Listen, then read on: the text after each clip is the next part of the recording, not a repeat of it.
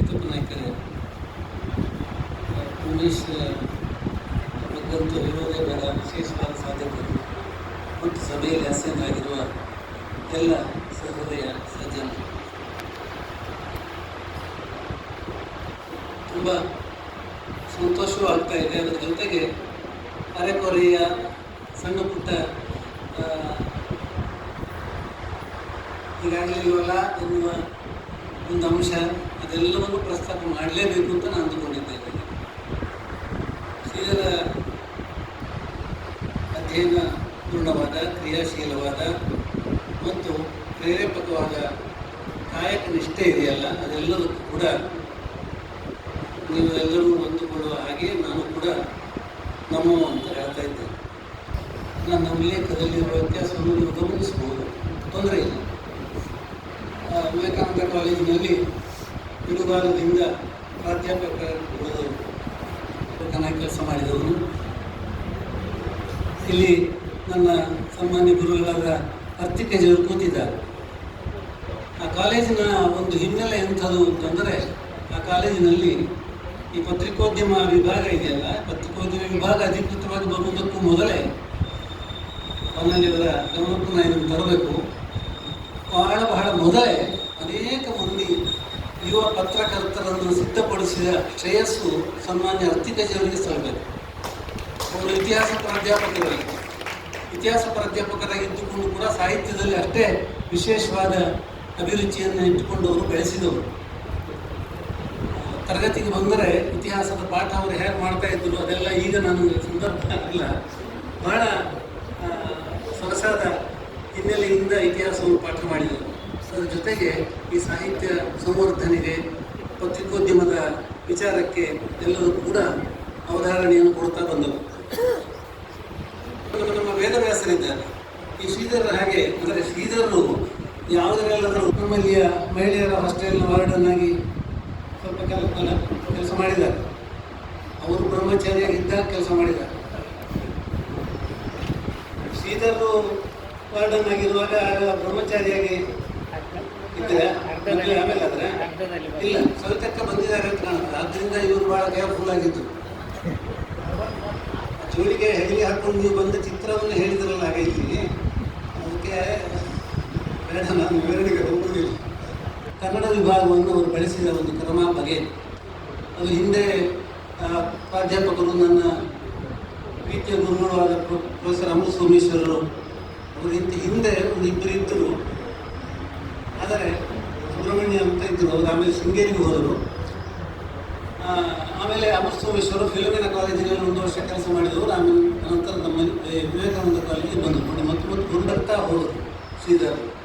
ಅಷ್ಟರಲ್ಲಿ ಶಾಸ್ತ್ರಿಗಳಂಥ ನಮ್ಮ ಘನ ವಿದ್ವಾಂಸರ ಸಾಲಿನಲ್ಲಿ ಸೇರ್ತಕ್ಕಂಥವರ ಶಿಷ್ಯರಾಗಿದ್ದಂಥವರು, ಅವರ ಶಿಷ್ಯ ವರ್ಗಕ್ಕೆ ಸೇರಿದವರು. ಈ ಶಿಷ್ಯರು ವೈದಿಕರು ಅಷ್ಟೇ, ಬೇರೆ ಹೆಸರಲ್ವಾ.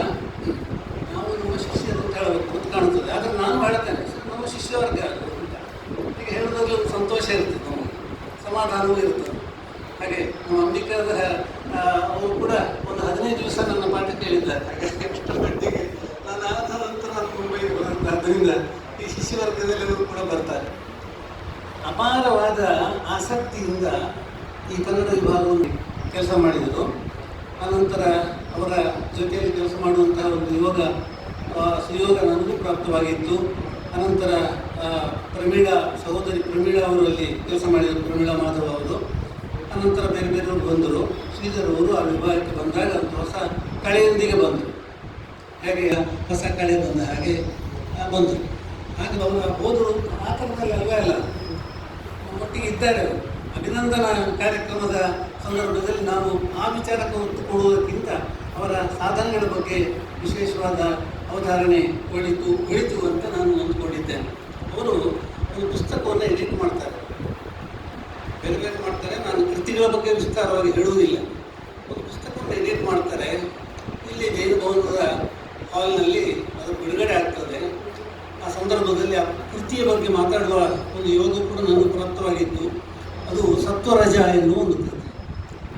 ಬಡವಾರ ಮೊಹಮ್ಮದ್ ಕುಂಜಿಯವರು ಬರೆದ ಸ್ವಾತಂತ್ರ್ಯದ ಓಟ ಎನ್ನುವ ಕೃತಿಯ ಆಧಾರಿತವಾದದ್ದು. ನನಗೆ ಆ ದಿವಸ ಅದಕ್ಕೆ ಬರಲಿಕ್ಕೆ ಆಗಲಿಲ್ಲ, ನಾನು ಬೇರೆ ಕಡೆ ನೋಡಿದ್ದೇನೆ. ಹೇಗೆ ಅದರ ಒಂದು ಅವಿನಾಭಾವ ಸಂಬಂಧಿಕರಾಗಿ ಬಂಧುವಾಗಿ ಉಳಿದವರು ಬೆಳೆದವರು ಎನ್ನುವುದನ್ನೆಲ್ಲ ಸಾಧ್ಯಂತವಾಗಿ ವಿವರಿಸುವಂಥ ಒಂದು ಕೃತಿ ಅದು ಸತ್ವರಜ ಎನ್ನುವುದನ್ನು ಸಂಪಾದಿಸಿದೆ. ಅದು ಸಂಶಯವಾದ ಕೃತಿಗಳನ್ನು ಸಂಪಾದಿಸಿದಂತೆ ಅವರಲ್ಲಿ ಇದ್ದರು. ದುಃಖಾರ್ಥರು ಎನ್ನುವ ಒಂದು ಕೃತಿಯನ್ನು ಕನ್ನಡಕ್ಕೆ ತಂದಂಥವರು ಲೇ ಮಿಸರೇಬಲ್ಸ್ ಎನ್ನುವ ಆಂಗ್ಲ ಕೃತಿಯ ಕನ್ನಡ ರೂಪ ಅದು. ಆ ಕಾಲದಲ್ಲಿ ಎ ಪಿ ಸುಬ್ಬಯ್ಯನವರು ಕಾರಂತರ ಒಡನಾಡಿ ಅವರು ಕೂಡ ಎ ಪಿ ಸುಬ್ಬಯ್ಯನವರು, ಈ ಮರಿಕೆಯವರು, ಮರಿಕೆ ಈಗ ನಾವು ಮರಿಕೆ ಸ್ಟೋರ್ಸ್ ಗೊತ್ತಿರ್ಬೋದು, ಯಂಗ್ಸ್ಟರ್ಸ್ ಕೂಡ ಎಲ್ಲದಕ್ಕೂ ಕೂಡ ತಿಲಕಪ್ರಾಯವಾಗಿ ಇಲ್ಲಿ ಸಹಕಾರದ ಧುರೀಣರಾಗಿ ಹೋದಂತಹ ಜಾಗ ಇದು. ಅಂತಹ ಸಹಕಾರದ ಧುರೀಣರ ಸಹಯೋಗದಿಂದಲೇ ಕಾರಂತರು ಕೈಯಲ್ಲಿ ಸುತ್ತಾಡುವುದಕ್ಕೆ ಸಾಧ್ಯವಾದಂತಹ ಒಂದು ಪ್ರದೇಶ ಇದು. ಪುತ್ತೂರು ಬಿಡ ಎನ್ನುವ ಮಾತನ್ನು ಅದನ್ನು ಆಗಾಗ ಎಲ್ಲರೂ ಅದನ್ನು ಉಲ್ಲೇಖ ಮಾಡ್ತಾರೆ. ಥಿಯೇಟ್ರಾಗಿ ಮುಂದುವರಿತಾ ಇಲ್ಲ, ಅದು ಇನ್ನೊಂದು ಕಲ್ಯಾಣ ಮಂಟಪ ಏನೋ ಆಗಿದೆ ಈಗ, ನಾನು ಒಳಗೆ ಹೋಗಲಿಲ್ಲ, ಗೊತ್ತಿಲ್ಲ ನನಗೆ. ಆ ಪ್ರಭಾಕರ್ ರಾಯರ ಅಧ್ಯಕ್ಷರಾಗಿದ್ದಂಥ ಸಂದರ್ಭದಲ್ಲಿ ನಿಜವಾಗಿಯೂ ಅರ್ಥಪೂರ್ಣವಾಗಿ ಬರಲೇಬೇಕಾಗಿದ್ದಂತಹ ಒಂದು ಹಂತದ ಪದವಿಯೂ ಕೂಡ ಬರಲಿಲ್ಲ. ಆದರೂ ಕೂಡ ಅವರು ಅದನ್ನು ಸಹಿಸಿಕೊಂಡು ಅಂತ ಹೇಳಿದವರು ಇದ್ದಾರೆ, ನನ್ನ ಎದುರೇ ಇದ್ದಾರೆ, ಅಂಥವರು ಇದ್ದಾರೆ. ಯಾಕೆ ನನಗೆ ಅನ್ಯಾಯ ಆಗಿದೆ ಸ್ವಾಮಿ, ಅದನ್ನು ನಾನು ಬರುವುದಿಲ್ಲ ಹೇಳಿದವರು ಇದ್ದಾರೆ.